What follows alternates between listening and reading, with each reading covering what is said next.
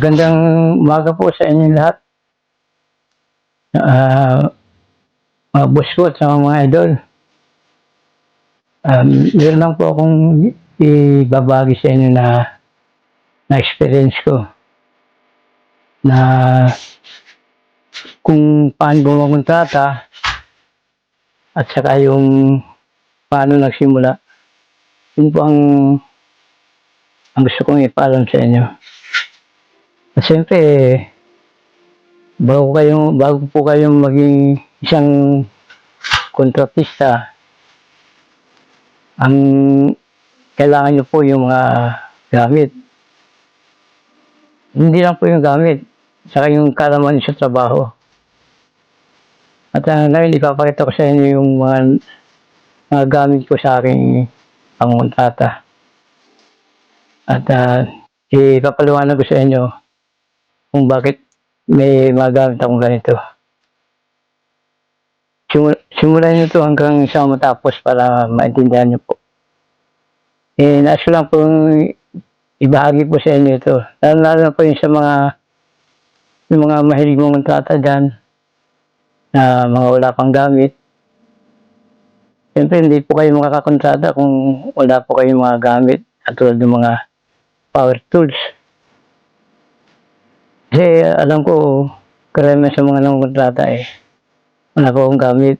Ang ginagawa lang po nila yung ano ba tawag doon? Yung market lang po sila. Pero malaking bagay po kung meron kayong sariling gamit. At yan po ang ipapakita ko sa inyo ngayon.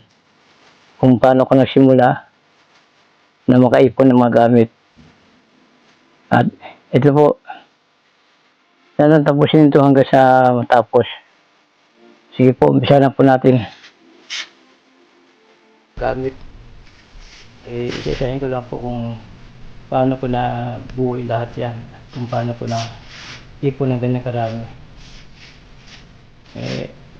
Ito, umpisahan ko po ito. Unang-una kong gamit, mga boss. Ayan, yung nasa body na yan, unang-una ko pong gamit. Hindi pa ako nangungutrata nun. Ngayon, nung dumami na yung nagpapagawa sa akin, nasipan ko bumili ng mga gamit. Kaya yan, nabuo ko yung mga gamit ko na yan. Naipon ko na pa unti-unti. Yan. Kaya mula nun, bawat kontrata ko, yan, bumibili ako ng gamit pagka bawat tapos yung trabaho. At alam kong medyo kumita ako, yan ang binibili kong gamit. Kompleto po yan, kahit na ano pa yung kontratahin nyo. Yan, mga naipon kong gamit. Gusto ko lang ibahagi sa inyo yan. Para yung mga nangungutrata po magkaroon din ng mga ganyan. Para makaipon din sila ng mga gamit ng ganyan. Kasi sa tagal ko na pong nangungutrata unti-unti yan, bibili ko yung mga gamit ko. Ayan. Meron din pa akong laser, ayan. Itong laser na ito sa pag-layout ko ng ano yan, ito sa pag-layout ng flooring. Tapos ito naman sa pag-layout ako ng mga kisame, yan ang ginagamit ko. Pwede rin level, pwede rin yung hose level. Pero para sa akin, mas madali ito. Kasi pag yan ang ginamit mo, paikot na yan, makukuha mo na yung level niya. Yan. Tapos pag kailangan naman ng mag-welding, ayan. Dalawa yung binili kong welding. Kasi minsan hindi maiwasan na na magkaroon ka ng sabay na trabaho Kasi kung isa lang ang welding mo, at yung project mo sa kabila gagamit din ng welding, hindi rin matatapos ang trabaho kasi ginagamit yung isa sa unang project. Kaya kailangan maging dalawa yung welding machine nyo para tig-isa sila. Siyempre kukuha rin kayo ng mga tao na marunong mag-welding. Yan. Kasi minsan nakasabay po ang aking kontrata Kaya nasipan ka bumili pa ng isang welding machine. At sa mga power tools naman na ano, ito, yan, napakarami kong naipon dyan, ayan po. Puro grinder po yan, saka barena, ayan. Ayan, nakikita nyo naman. Oh. Ayan, lahat yan, gumagana po yan. At ito, meron din akong ano, trainer. Ito, ginagamit ko naman po ito sa paggagawa ko ng hamba. Tapos pag may mga sobra na pintuan, halimbawa, hindi may saklog sa hamba, ito ang gagamitin nyo, itong trainer. Para maano nyo, mabawasan yung pinto. Kasi kung mano-mano lang nakatami, tatagalan kayo eh. Lalo na pagkontrata. Kaya kailangan meron din kayo nyan. Tapos lang pag-tiles naman kayo yan. Para hindi kayo mahirapan kumawak. Yan ang gagamitin nyo. Yan. Yung mga tools ko na ano, meron din ako masukat ng bakal. Ayan. Para makuha nyo kung gaano kakapal yung bakal. Kompleto po yan. May alyabi rin ako dyan. Ito. Martilyo. Wala akong is. Wala akong patis ko. Malaki. Tapos ito pang hibit. Yan. Kasama dito yan. Ayan. Ang dami. Kasi pa nagkasabay-sabay yung trabaho, kailangan meron ka dyan. Kasi hindi na ako masalamin. Kung bawang tatapos kayo na kami. Para safety po kayo. Kung ito salamin, kung tapos kayo ng mga baka, mga baka, utals. Ayan, mga kaliwa na pang finish. Pag welding naman, ayan. Yan yung gagamitin nyo. Meron din akong malaki, ayun. Pero mas gusto kong gamitin to mga boss, kasi ito maganda ito eh. Ayan o. Talagang hindi ka na maiilang kasi hindi ka tulad nun eh. Mainit. Pwede rin ito. Ayan. Ang mga pang-eskwala naman, meron tayo kung pwede tayo dyan. Ito. Mga eskwala. Ito naman, mga pang-ipit. Ayan, bawang may gagawin kayong ano, yung mga ginagawa yung mga cabinet, kailangan yung ipitan nyo para hindi gumalaw. Tapos yun, may pantabas din ako ng ano, may pantabas din ako ng plywood. Ayan. Meron din akong cut off. Ayan, pag maramihan na trabaho yan, para mabilis ang trabaho nyo yan pag meron kayo yan. Tapos ito yung mga ano yan, yung wire ng ano, welding machine, saka extension na rin yan. Itong kulay din. Tapos meron na akong chipping gun. Ayan, pag may mga chipping kayo, yan ang ginagamit ko. May mga bar level din. Ayan, simula maliit, malaki, at kaya malaki. Ayan, kaya malaki yan. Tapos meron din akong router. Ayan, ito ginamit ko ito mga boss sa ano eh, yung ginawa ko yung baitang ng yung gabay ng hagdan namin. Kasi kahoy kasi yung ginawa kong gabay sa bahay. Dito sa bahay namin. Kasi nandito ako sa bahay namin. Ayan yung mga talim. Ayan yung mga talim. Tapos kung meron din kayong gagawin na sa tubero, ayan po yung heat gun. Ayan. At saka yung meron akong yung nail gun. Ayan. Ito. Ayan, nail gun. Pag nag-kisami kayo, alam ba maglagay kayo ng mga wall angle sa pader, ito na ginagamit ko. Lahat hindi nyo napakuha, matibay na yan. Tapos kung pipintura kayo, ito. Kasi kaya hindi ako bumili ng yung compressor kasi mabigat dalahin eh. Pag halimbawa may kontrata ka sa malayo, dadalhin mo pa, mabigat pa, tataksi mo pa yun.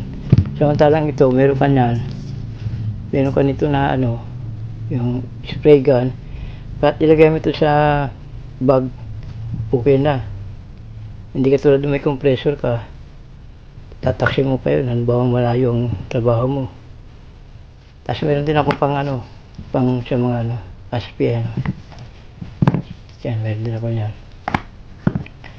Halos lahat kompleto na eh. Sa mga tiles, meron din ako pang ano sa tiles.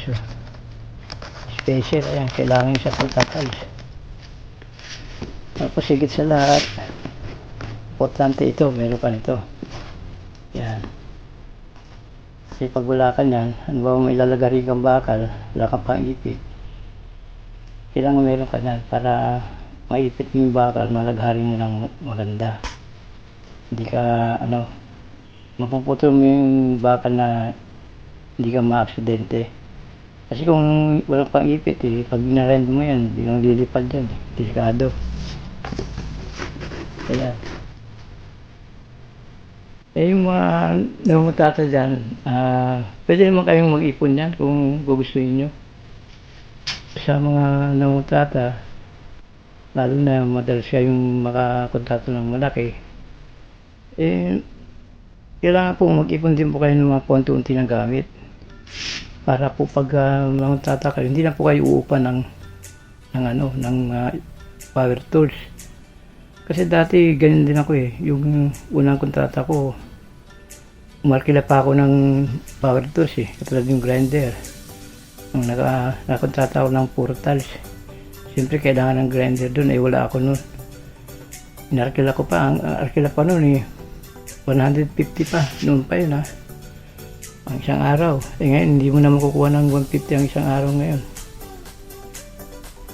Kaya naisipan ko, bumili rin ako ng mga sarili kong gamit. Bawat kontrata ko yan, paunti-unti, nakakabili ako. Kaya nung hindi ko na malayo na ganyan na karaming gamit ko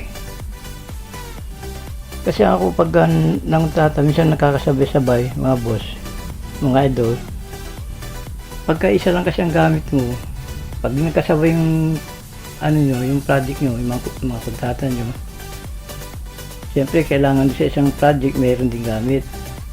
Kung wala kayong gamit, kung isa lang gamit nyo, paano nyo magagawa yung sa kabila? Halimbawa, yung sa kabila mayroong gagawin doon, trusses, ganyan, kakabit ng mga bubong. Tapos dito naman sa kabila kakabit lang ng tiles. Kung wala kayong gamit na ganyan, paano nyo yan? Paano nyo pagsasabay-sabay yan? Hindi naman obligasyon ng tauhan mo na magdala sila ng gamit kasi arawan lang sila siyempre. Kasi sagutin mo yung mga tools na, yung mga power tools kasi ikaw may kontrata. Kaya pag halimbawa, meron kayong kontrata, bili ka agad kayo ng gamit, mga boss, mga idol. Para pag naipon yan, unti-unti lang, hindi nyo mamamalayan, ganyan nakatambak yan. Kasi ako, nagulat na ako nung naipon ko yung mga gamit ko. Ayun na nga naghalongkat ako ng mga gamit. Sabi ko, bakit ganito na pala karami? Sabi ko, ganito na pala karami ito. Kasi bali 2 taon ko rin pong pinag-ipunan niya yung donti kong binili yan, umabot din ng 2 taon yan. Kaya yan, ang pinakahuli kong nabili dyan ito. Kasi ako yung maliit lang kasi ginagamit ko, bumili ako ng malaki, ito ang huli kong binili. Ayan. Tapos ang una-una ko pang martilyo, ito pa, luma na. Yung mga kutsara ko po nasa baba hindi ko pa, bali 3 kutsara ko sa baba saka 2 rodela. At meron din akong rodela ng bakal sa may hindi ko na hinalungkat para nalaman nyo rin na hindi lang isa ang trabaho ko. Mga rodela. Dalawa yan, ito pa isa, may martilyo pa isa dito, may lagari din akong bakal. Mayroon din akong lagari na kahoy yan, 3 yan. Mga sinsil, andun pa. Pati pag halimbawa, mag-istiluman ka, mayroon din yan. Kompleto yan, mayroon din akong level. Ito yung mga sobra ko sa mga kinontrata ko na kabit ako ng mga trusses ayan. 2 klase lang naman ginagamit ko na na welding rod. Tapos pag meron kayong kakarpintero kayo, kailangan nyo rin itong nalaglag na. Kailangan nyo rin itong nail bag pag makakarpintero kayo, ayan. Kaya yung mga ibang nagpapagawa dyan, ang payo ko na sa mga nagpapagawa, kung kukuha kayo ng tao, yung legit na, yung bang yung bang maraming alam trabaho, yung all around. Kasi pag ang nakuha nyo ng trabaho, isa lang, lugi po kayo doon. Alam nyo kung bakit? Kasi, halimbawa, may gagawin sa electrical, may gagawin sa pagkarpintero. Ay kung mas yun lang nakuha nyo, di kukuha pa kayo ng karpintero, kukuha pa kayo ng electrician. Pero kung wala rin trabaho, di na kayo kukuha ng maraming tao kasi alam nyo na lahat. Kaya lang, siyempre, pag gano'n ang trabaho niya all around, kailangan maganda rin ang bigayan nyo. Kailangan minimum siya ng rate na, magre-rate siya ng mga 1,000, ganyan. Pwede nyo rin libre merienda, libre pagkain, nasa sa inyo na yan. Kung diyan ako nagsimula hindi pa ako nagkontrata ng malaki. Yung halos tubong lugaw, hindi po. Kahit na yung alam ko yung may-ari, walang alam sa trabaho, walang alam sa mga hindi ko po tinatagas trabaho yan. Ngayon, ang bali pinaka-andang nila sa akin, siyempre, naging tapat ako sa may-ari. Siyempre, lahat ng mga hindi mo sa kanila yung bang hiningi yung ganito ma'am, bili tayong ganun. Hindi ganun.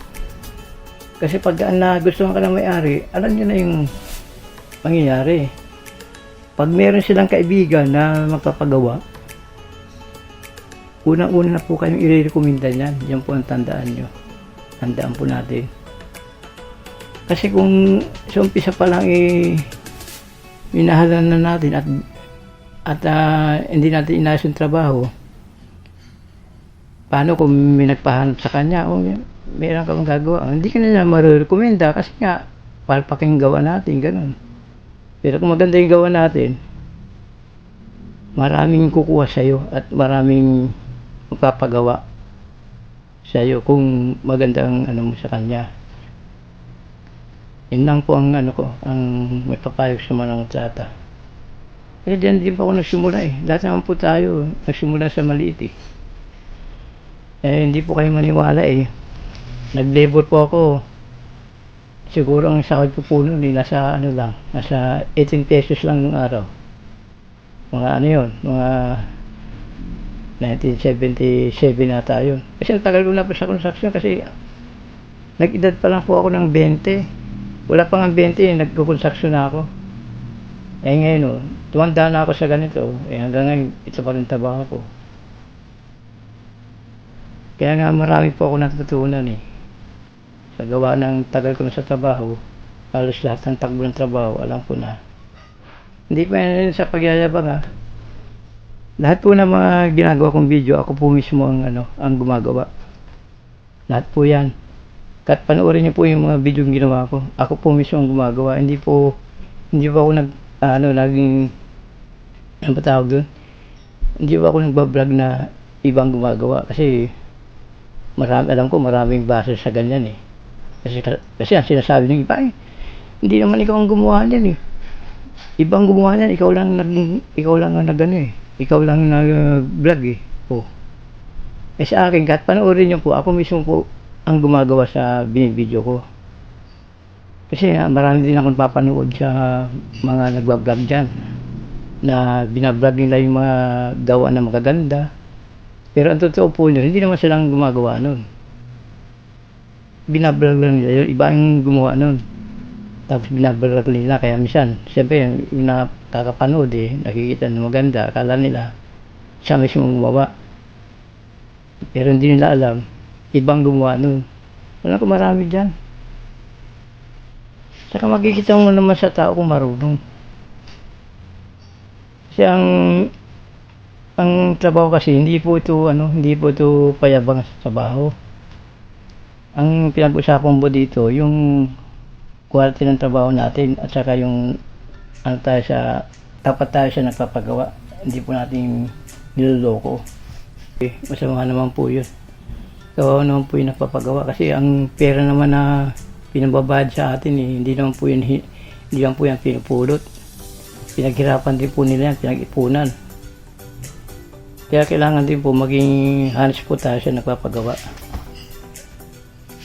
Ganyan po ang ginagawa ko, sa totoo lang po. Kaya kadalasan po dito, kahit hindi ko pa tapos yung trabaho, meron na pong kumukuha sa akin. Kasi alam nila na yung trabaho ko hindi ako naging kumukuha ng mga kontrata malalaki. Yun lang po ang may papayo ko sa mga nangungontrata. Para makaipon din po kayo ng mga gamit na katulad niyan. Pwede nyo pong pag-ipunan yan. Bawat trabaho nyo, bawat kita sa kontrata, bibili na po kayo ng gamit. Yan. Kasi sa ngayon po tapos na po yung project ko, kaya naipon po yung gamit ko dito. Kasi pag wala na akong project, hindi ko piniiwan sa trabaho. Dinadala ko po ulit dito yan. Kaya yan po lahat yun. Sabi ko doon sa mga tao ko na pahinga muna tayo kasi wala pa tayong project siya ngayon. Pero pag meron na naman, kayo pa rin ang kukunin ko, sabi ko sa kanila. Kasi ang trabaho ko po, hindi lang po isa. Hindi lang po sa pagmamayabang. Alam ko lahat po ng trabaho. Sa elektrikal, sa tubero, sa pagpintura, pag-welding, pag-mason, pagkabit ng mga tiles, yan. Lahat po yan, ko yan. Alam kong trabaho yan. Kahit po mga steel trusses, ayan. Ako pong gumagawa na at saka yung mga gate. Mga napapagawa ng gate dyan, kahit may design, kaya ko pong gawin yan. Kahit kung meron naman nagpapagawa ng mga cabinet, ayan po ang gamit ko. Para po maniwala kayo, subukan niyo pong panoodin yung aking mga video. Ako po mismo ang gumagawa, hindi po iba. Kasi pagka iba alam niyo naman mga baser, sabihin niya, hindi ikaw ang gumawa niyan. Katulad ng sinabi ko kanina, yung mga baguhan na nangunguntata dyan, pag kumita kayo sa inyong mga kontrata, bumili po kayo ng isa ng gamit. Kasi may ipon yan may ipon yan Makikita nyo, eto na pala yung pinaghirapan ko. Yung mga pinaghirapan ko sa mga kontrata ko. Ayan. Yan na pala, ganyan na pala karami. Kasi yan, hindi naman mawawala yan Ano ba tayo naging kumbaga sa nagretiro na tayo dahil matanda na tayo. Yung mga gamit na yan, pwede pa ho natin ipamana sa mga anak natin yan. Yan, mga yan. Lahat yan, kung may anak tayo na nagko-construction din, pwede natin ipamana sa kanila yan. Sila nang patuloy yan. Wag po natin ibenta yan kasi kundi dahil dyan hindi tayo magkakaroon ng mga yung mga trabaho. Yan ang binuhay natin sa pamilya natin. Di po ba? Ganun lang po. At sana magkaroon po kayo ng ma-inspire po kayo dito sa aking na binlog kasi para lahat po ng mga nangungutrata kaisip nila kung gaano kahalaga yung pinaghirapan nila at makabili sila ng mga gamit na katulad niyan. Ayan po. Ito nga ang bahay na ito bali 2 taong pa itong bahay ko Ayan, pakita ko po sa inyo. Ayan, ito yung bahay ko. Ayan, 2 kwarto niyan.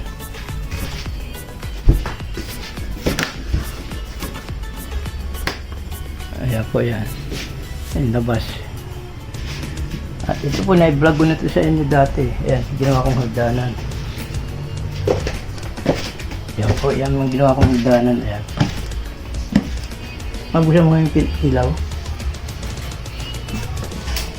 Ito mga boss ang sinasabi ko sa inyo ito.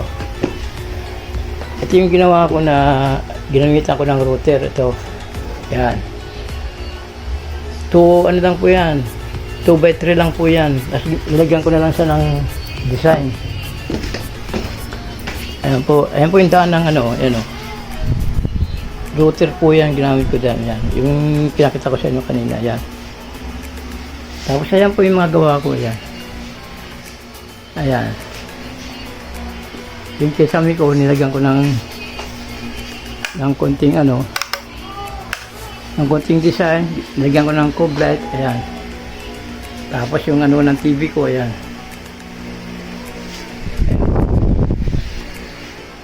Yan na, yung hagdan na yan, na-vlog ko na dati yan.